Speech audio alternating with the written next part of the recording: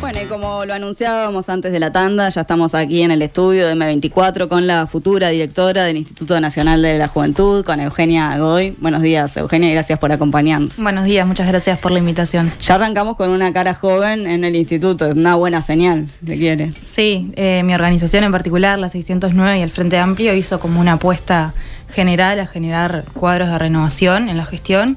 Y bueno, eso, o sea, hoy estoy yo acá, pero también hay un montón de compañeros que se van a estar estrenando en la gestión, con muchos nervios, muchos desafíos, pero también mucha responsabilidad y compromiso. Bueno, preguntarte, Eugenia, ¿cómo se viene dando esto de la transición? Sé que ustedes tuvieron algunas reuniones dentro de todo el equipo, el futuro equipo del MIDES, varias con Gonzalo Sibila, el futuro ministro, pero también consultarte si tú te has reunido con Aparicio Saravia, que es el actual director del INJU.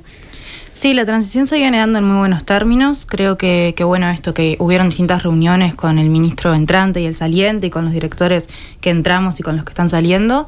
Y bueno, nos hemos juntado varias veces con Aparicio, que nos llevamos muy, muy bien por suerte, y se viene dando como la información en términos claros y demás. Así que bueno. Bien. Ya queda poquito, 10 días. Y ustedes también han tenido varias reuniones del futuro equipo MIDES, ¿no? Sí, exacto. Nos venimos juntando regularmente con el equipo que va a estar ahí enfrente del Ministerio de Desarrollo Social. Así que, nada, con muchas ganas. ¿Y ese intercambio qué tal dentro del próximo equipo? ¿Eso se viene dando bien la comunicación? Sí, excelente. En realidad estamos conversando un poco, ¿no?, sobre cuál es la situación actual y sobre los desafíos para adelante. Nosotros tenemos las 48 medidas del Frente Amplio que se anunciaron en Colonia, y en ese sentido hay como un compromiso, ¿no?, de todos los ministerios de ver cuáles son esas políticas y desde nuestros lugares qué vamos a hacer para que eso se lleve a cabo. ¿Qué balance haces de lo que ha sido el trabajo en estos 5 años del INJU? Bueno, yo creo que en realidad voy a partir como de una cuestión de que el INJU ha hecho muchísimas cosas, pero hay una cuestión que para mí es central, que es que pensar las políticas de juventud por fuera de lo que tiene que ver con pensar políticas culturales y de deporte, y también hay que ampliar un poco la mirada, ¿no?, y decir, bueno, los jóvenes tienen otros problemas que están asociados a la vivienda, al empleo, problemas de seguridad que también hay que poner sobre la mesa, y en ese sentido creo que hay que ampliar como un poco la mirada, y se han hecho muchísimas cosas. Puntualmente hay un programa del INJU que está muy bueno, que se llama Ni Silencio Ni Tabú, que aborda las situaciones de salud mental, es como una cuestión de prevención y también de atención a casos de salud mental, que es un tema que está sobre la mesa. Y bueno, en realidad yo creo que que desde el INJU se han hecho muchísimas cosas, pero que falta como ampliar un poco más la mirada a qué tipo de políticas se quieren hacer más allá, ¿no?, de lo cultural, de lo recreativo. Y ese es uno de los desafíos que tenemos para adelante. Y en ese sentido, ¿cómo ha sido la orientación, ¿no?, del trabajo que se ha hecho durante estos 4 años, 5 años? ¿Ha apuntado a los sectores de la juventud que más lo precisan, por ejemplo? Bueno, yo creo que por un lado, con estos nuevos centros, ¿no?, de Ni Silencio Ni Tabú, que se llaman para la atención en salud mental, en cierta medida sí, porque están ubicados en Cerro Norte, luego se va a inaugurar uno en Casaballe y en algunos lugares del interior, pero bueno, después hay otros programas que cambiaron un poco de enfoque, que tiene que ver con cuestiones ideológicas, ¿no? O sea, había programas del INJU que estaban orientados, por ejemplo, presupuestos participativos para que jóvenes se agruparan, y 5 jóvenes presentaban un proyecto y eso se les financiaba. Ahora una sola persona puede ir, ¿no?, y tener un programa como por sí misma. Me parece que ahí hay una cuestión, del enfoque que le queremos dar de, por un lado, ¿no?, un componente más de generar grupos colectivos y de que la gente, ¿no?, incentivar a que eso se junten, y por otro lado de una sola persona y generar líderes y demás. Entonces, en ese sentido creo que como por ahí. Eugenia, ¿y podés contarnos un poco de este programa, Ni Silencio Ni Tabú? ¿En qué consiste? O sea, ¿qué es lo que se hace en estos centros? Entiendo que hubo también campañas a nivel público. Bueno, en realidad es un programa que iniciaron en esta gestión que sale, así que eso lo aclaro para no dañarme algo que no es propio, pero que vamos a seguir trabajando porque es interesante. Estos centros empezó siendo como una campaña, ¿no?, de prevención, porque en la pandemia lo que se vio, y también por la última encuesta nacional de las adolescencias y juventudes, que el tema de salud mental era algo que estaba sobre la mesa. Había como, no me acuerdo el porcentaje exacto, pero como un 18 o 23% de jóvenes que decían como que en las últimas 2 semanas experimentaban situaciones que les limitaban su vida, o que necesitaban como encerrarse o lo que sea, porque no se podían desarrollar por cuestiones de salud mental. Entonces, con un panorama, ¿no?, que decía que la situación era algo urgente, se empezó a pensar en cómo abordar esto desde un abordaje comunitario también, ¿no? Porque hay una cuestión, por un lado, de que todo lo que tiene que ver con salud mental se piensa como, bueno, es problema tuyo, solamente tuyo, y eso no es así. O sea, hay comunidades, hay entornos, o sea, si creces en un lugar de violencia, ¿no? Si no tenés las condiciones resueltas. Entonces, un poco desde un enfoque comunitario, surge como este programa, que tiene estos centros, que tiene, por un lado, campañas de prevención, atención individual y también atención grupal, que es como algo bastante novedoso, como decir, bueno, hay temas comunes que afectan a los jóvenes y a las adolescencias, no sé, temas que tienen que ver con la sexualidad, con las corporalidades. Entonces, bueno, abordemos todo esto de forma como conjunta. Y nada, eso, el programa tiene como una cuestión de prevenir y también de dar atención con una respuesta rápida, que muchas veces lo que pasa en las policlínicas, ¿no? Es que uno va y tenés meses para que tenga una consulta. Entonces, con este programa, en realidad, a las 48 horas ya se están comunicando contigo y generando entrevistas y demás. Y ya se ha trabajado con la ANEP también, ¿no? En poder dar talleres. Se ha trabajado con la ANEP. Por un lado, este programa generó un kit que es como para la prevención y para trabajar con adolescentes, lo que tiene que ver con la concientización y la información sobre la salud mental. Eso se trabajó con ANEP, y también en la formación de adultos referentes, que había gente de este programa que iba y laburaba con la ANEP para formar. ¿Y con qué otros organismos podría vincularse el INJU como para fortalecer este programa? Para fortalecer con este programa, creo que con muchísimos, con INAU, con INISA, con la ANEP sin dudas que hay que seguir trabajando, tiene que tener un vínculo muy fuerte, que de hecho ya lo tiene, pero bueno, seguir trabajando con el Ministerio de Salud Pública, hay que trabajar, o sea, hay un desafío de pensar, bueno, hay como distintos abordajes y distintos problemas, y pensar también en los jóvenes rurales, y si este programa, ¿no? Que es un desafío, una discusión que se está dando, se adecúa también a los jóvenes rurales en cómo está pensado. Entonces hay que seguir dialogando con otros actores, sin duda. Vos justamente hablas ahora, de los jóvenes rurales. ¿Cuál es la situación del INJU en el interior del país? ¿Cuál es el alcance que tiene con sus programas? Bueno, yo creo que en realidad hay una cuestión que es general, que hay que pensar tantas políticas como jóvenes existen, ¿no? Entonces, existen los jóvenes de la periferia, existen los jóvenes del interior, también están las gurisas que son madres jóvenes, de que, uno las tiene como que si fueran adultas y en realidad son jóvenes, son adolescentes, y hay que tener esto, ¿no? Políticas que puedan pensar en los distintos tipos de como distintas trayectorias de vida de los jóvenes, porque a veces pensamos en jóvenes y decimos, si pensamos política de juventud, 18, 24 años, 18, y no es solamente eso. Entonces creo que por un lado esa es una cuestión, y creo que ahí hay que elaborar en ese sentido. O sea, el INJU ha tenido una participación bastante fuerte en el interior, pero me parece que hay que seguir profundizándola. Pero no solamente como decir, pensamos un programa acá en Montevideo, gente, sin desmerecer, porque también hay que hacer políticas para los estudiantes universitarios, para los estudiantes de la periferia, pero pensar políticas que sean efectivas allá, no como replicar sin ver cuáles son los problemas. Entonces hay un desafío en descentralizar, pero descentralizar con conciencia, viendo qué es realmente lo que necesitan los jóvenes de ese lugar.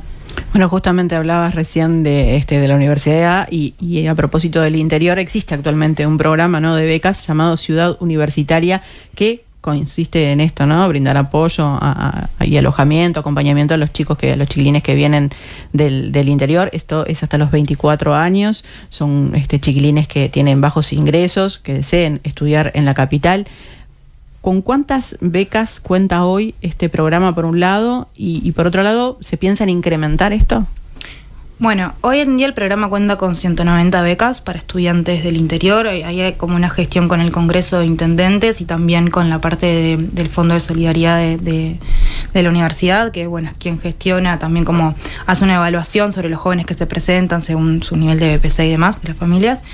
En realidad nosotros hoy llegamos con esto y vamos a ver cómo, no vamos a prometer que vamos a ampliar, no vamos a hacer grandes promesas, vamos a primero llegar, ver qué es lo que tenemos, alinearnos con todas las prioridades del Frente Amplio y ver con qué presupuesto contamos.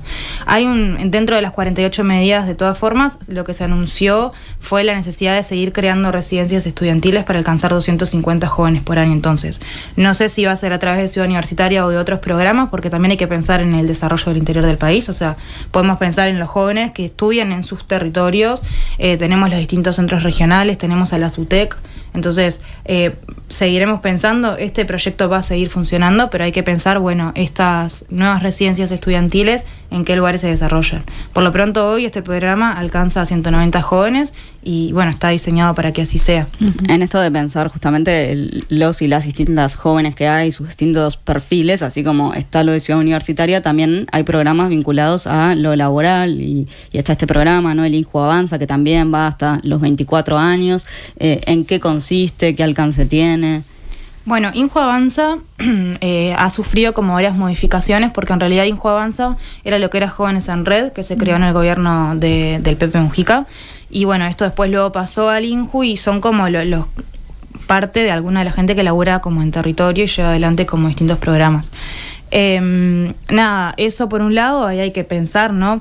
Nosotros no dejamos de estar enmarcados dentro del Ministerio de Desarrollo Social y en ese sentido hay que ver, bueno, cuál va a ser la política de cercanía para que los equipos de INJU también se amolden a lo que va a ser la política general, ¿no? Del Ministerio en territorio.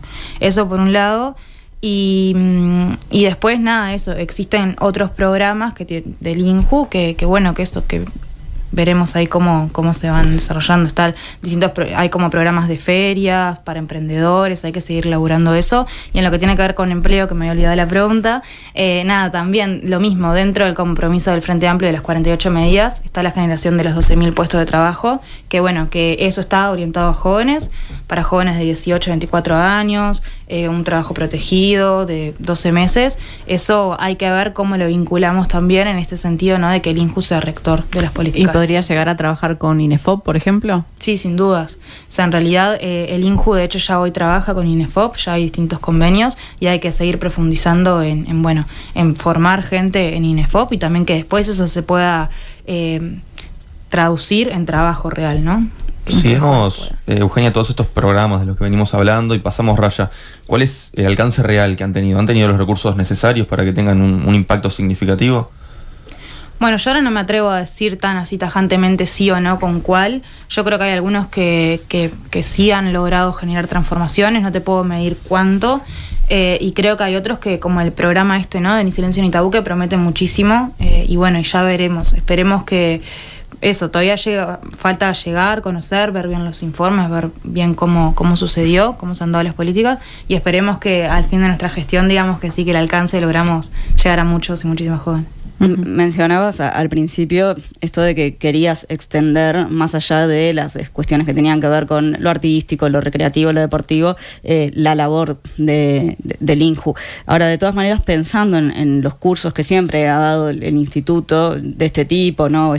Teatro, algunos deportes, ¿eso va a permanecer? ¿Se va a seguir haciendo de forma gratuita? Sí, sin dudas, una cosa no quita la otra. O sea, la cuestión que ponía sobre la mesa es, bueno, no podemos pensar solamente políticas de cultura y deporte, sino que hay que agregarle otras más. No significa que esas no existan. La Casa de INJU tiene un montón de talleres, es un lugar que también es de achique para los gurises. Hay que ver cómo se traduce esto en el interior, ver qué lugares y qué talleres también se llevan a estos lugares. Pero bueno, eso va a seguir estando, va a seguir habiendo políticas de cultura y deporte e intentaremos coordinar también, porque un desafío es, ¿no?, coordinar interinstitucionalmente, porque no podemos estar solamente mirando cada uno en nuestra chacrita, sino que tenemos que ver, bueno, cómo dialogamos con otros. Uh-huh. Y ahí hay un desafío con el MEC, hay un desafío con la Secretaría de Deporte.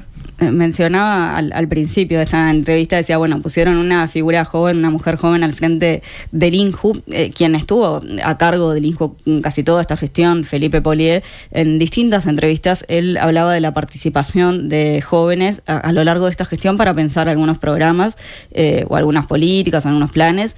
¿Eso se va a seguir incentivando, que los jóvenes tengan participación en el pienso también? Sí, sin dudas. Nosotros, o sea, como hablando un poco de cómo pensamos la gestión para adelante del INJU, hay como varias pilares. Uno tiene que ver con la descentralización, que bueno, que esperamos que, porque muchos hablan de descentralización, ¿no? Pero después hay que llevarla a cabo. Entonces, bueno, la idea es esto, ¿no? Pensar políticas específicas para cada de estos lugares, no replicar programas sin ver si son las necesidades de esos territorios. Otro que tiene que ver con la participación, pero lo mismo, o sea, hoy la juventud y las organizaciones juveniles presentan desafíos en esto, ¿no? De que cambió la forma de organizarse y ya no es que bueno, que los jóvenes se agrupan porque sí, hay que ir a buscar en dónde o que no es la forma tradicional. Entonces, sí va a ser a través de la participación, pero hay que pensar para que esa participación sea efectiva, porque si no, bueno, vamos a trabajar con los que más o menos, ¿no?, siempre naturalmente se agrupan. Creo que hay un desafío en generar participación, pero bueno, pensar un poco más cómo se va a dar, que capaz que no es como se venía dando antes. No sé si vamos a decir, bueno, hacemos una reunión en el centro cívico a las 8 de la mañana y van a ir todos los, capaz que no es esa la forma, ¿no? Entonces hay que pensar un poco para que los jóvenes realmente participen, porque existen y porque cuando se plantean temas que los tocan, realmente quieren participar. ¿Y cómo es esto? ¿Cómo es el acercamiento de los jóvenes? ¿Qué es lo que tienen que hacer? ¿Entran en la página web? ¿Se acercan allí a 18 de julio, por ejemplo? ¿Cómo se hace el primer acercamiento? Bueno, y eso se puede dar de muchas formas. Está 18 de julio, pueden acceder a través de la web, existen referentes territoriales donde también se pueden acercar a través de ellos. Están las oficinas territoriales del MIDES donde también pueden preguntar cualquier cosa. O sea, hay distintas formas de acercamiento al instituto. Y para participar en los talleres y demás, ¿tienen que tener algún tipo de condición los chiquilines o cualquiera puede participar teniendo esta franja etaria, 18 a 24? Teniendo esa franja etaria, cualquier persona puede participar. Así que... Ahora hablábamos, Eugenia, sobre el desempleo juvenil, que es algo que preocupa a nuestro país, pero más allá de eso, ¿por dónde sentís que pasan las principales preocupaciones de los jóvenes hoy, sus principales demandas? Yo creo que, lo del empleo es algo que igual es clave, o sea, es una de las demandas principales. Acceder a empleo y acceder a empleo de calidad, porque además los sueldos siempre son precarizados y normalmente son trabajos informales, eso por un lado. Lo que tiene que ver con la educación también, nosotros tenemos que solamente el 43% de los jóvenes termina la enseñanza media, con el rol que tiene la educación hoy, ¿no?, para esto después poder conseguir un laburo y lo que sea. Entonces me parece que es otra de las cuestiones centrales. Hay otra cuestión que tiene que ver con la salud mental. Por un lado esto, ¿no?, de que el acceso a la atención es un debe, porque en realidad vos vas a pedir ir a la policlínica, demorás un montón, y también, otros problemas que tienen que ver con la sobremedicalización de los gurises, con el aumento del consumo de drogas, que también hay un desafío, y creo que también hay otro problema que hay que atender, que es el aumento de la violencia y la incidencia del narcotráfico en los jóvenes. Eso es algo que tenemos que pensarlo en conjunto. O sea, no es un desafío obviamente solamente ni del INJU ni del Ministerio de Desarrollo Social, pero eso es algo que hay que pensar. O sea, en realidad vemos cómo se está dando el aumento de la violencia en los barrios y los jóvenes que están en esos entornos, de qué forma, ¿no?, se vinculan con eso. Si no hay respuestas laborales, en qué terminan recayendo esos jóvenes. Y lo que ha sucedido en este tiempo en realidad es que la presencia del Estado en los barrios cambió. Podemos tener como muchas lecturas de si cambió, si se retiró, de qué forma, pero lo real es que antes habían, ¿no?, como lugares como de achique, que servían para intercambiar otros tipos, de valores, de prácticas, de intereses, y el Estado, al retirarse, ya los gurises, si estaban en el barrio en un contexto de violencia, ya no tienen a dónde ir. Entonces hay que pensar un poco en cómo se vuelve a los barrios, porque hay una cuestión de esto, ¿no?, de incremento de la violencia que hay que atender, y para mí esto es otra de las cosas que es muy importante de ver.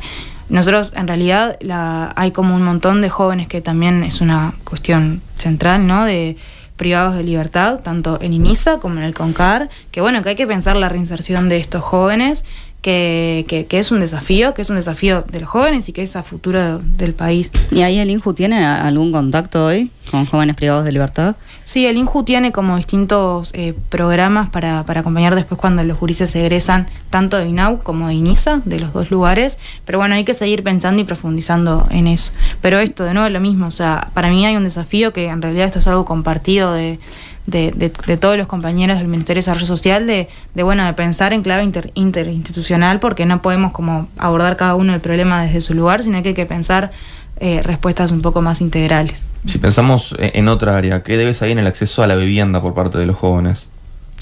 Bueno, por un lado están los jóvenes que pueden como independizarse, porque ni siquiera es una cuestión de la vivienda propia, creo que es un sueño. Sí. Hay una cuestión ahí que gastan, hay un número ahí que dice que gastan más del 30% de sus ingresos en lo que tiene que ver con la vivienda. Que creo que igual es una cuestión como bastante general, ¿no? Porque uno piensa en casi todo el mundo. Pero es un problema porque además no solamente que gastan ese 30%, sino que tienen salarios más bajos, ¿no? Después, entonces, como toda una cuestión más compleja. Y después, por otro lado, están los gurises que ni siquiera pueden pensar en irse de sus casas. Entonces, ahí hay que, bueno, pensar en políticas de vivienda. Hay algunos dentro también, de nuevo lo mismo, dentro de las 48 medidas del Frente Amplio hay algunas soluciones que tienen que ver con bueno, esto de facilitar los créditos del banco hipotecario, con la experiencia de la vivienda social, etcétera, que hay que ver cómo se articula. Pero bueno, sí, los desafíos en cuanto a la vivienda para los jóvenes son gigantes. En términos generales, pensando no solo desde el Estado, sino desde las organizaciones, a nivel de lo que se habla, ¿no? en la ciudadanía, al comienzo del programa comentábamos que nos parecía que siempre se menciona más a la infancia, que no digo que no sea imprescindible hablar del tema, ¿no? Por los niveles de pobreza, pero que a veces la juventud queda un poco de lado. ¿Vos tenés esa percepción? Sí, yo creo que hay una cuestión de que se definió como una prioridad, ¿no? El poder erradicar la pobreza infantil, pero los jóvenes también deben estar sobre la mesa. Hay una cuestión en la sociedad de que cada vez que se piensa además en los jóvenes, ¿no? Hay como una mirada de, bueno, los jóvenes son delincuentes, se asocia a la vagancia. Creo que hay una cuestión ahí de dar como una vuelta para, bueno, porque hay como, por un lado, sí, los jóvenes son el futuro, pero en realidad lo que piensa la mayoría de la gente es que son los vagos, que son los delincuentes, ¿no? Entonces hay que cambiar como un poco ahí, y yo creo que esto de no hablar a veces de los jóvenes como una prioridad está asociado a que se ve como con toda esta carga. Por un lado es como, bueno, tienen energía, tienen vida, pueden conseguir trabajo, esto, lo otro, y nadie como piensa después en políticas para los jóvenes. Y ahí como un desafío como Estado, nosotros insistimos mucho en esto, que es como que el Pepe, es como una de mis referencias, pero el Pepe Mujica habla mucho de esto, ¿no? De la necesidad de tener un proyecto de vida. Y hay como, bueno, ¿cuál es el proyecto de vida que hoy el Estado y la sociedad le ofrece a los jóvenes? O sea, no hay, ¿no? A los jóvenes de los barrios, a los jóvenes que no tenemos. Entonces ahí hay un desafío en pensar qué proyecto de vida le damos, tanto como Estado, pero también cómo tejemos redes, ¿no? Dentro de cada barrio, de cada lugar, pueblo, para esto, sostener, como crear comunidades realmente. Eugenia, para ir cerrando, justamente ahora mencionabas la figura de Mujica. Para las y los jóvenes del MPP, ¿qué incidencia ha tenido? El Pepe Mujica, pues nosotros ahora tenemos campamento, hoy nos vamos de campamento, el Pepe probablemente vaya mañana a nuestro campamento, y sin dudas que su legado y su figura es muy importante para nosotros, porque nos enseña o nos transmite lo más, esto, ¿no? De que nosotros no venimos a hacer política para llenarnos los bolsillos, sino que venimos a hacer política para transformar la vida de la gente, y nos hace conectar con esto que nos moviliza y con la necesidad de construir política desde ahí. A veces se habla como grandes altares, y Pepe siempre nos trae como, bueno, a esto, a sensibilizarnos. Y nada, él habla esto mucho, ¿no? De la necesidad de tener un proyecto de vida, de esto de militar con razón y corazón, y poner mucho sobre la mesa más el corazón, de los afectos. Y para nosotros Pepe es muchísimo, nos enseña a militar de otra forma, y a ir a hablar con gente que muchas veces no conecta con la política, que es de otra forma, con otros discursos. ¿Y por qué te parece que ha llegado a la juventud concretamente? Porque es una preocupación del Pepe los jóvenes. En esto que nosotros hablábamos, ¿no? De a nadie le importan los jóvenes o nadie los pone sobre la mesa, el Pepe siempre los ha puesto sobre la mesa. Cuando fue presidente pensó políticas para los jóvenes, y siempre ha atendido esto de las demandas de las juventudes.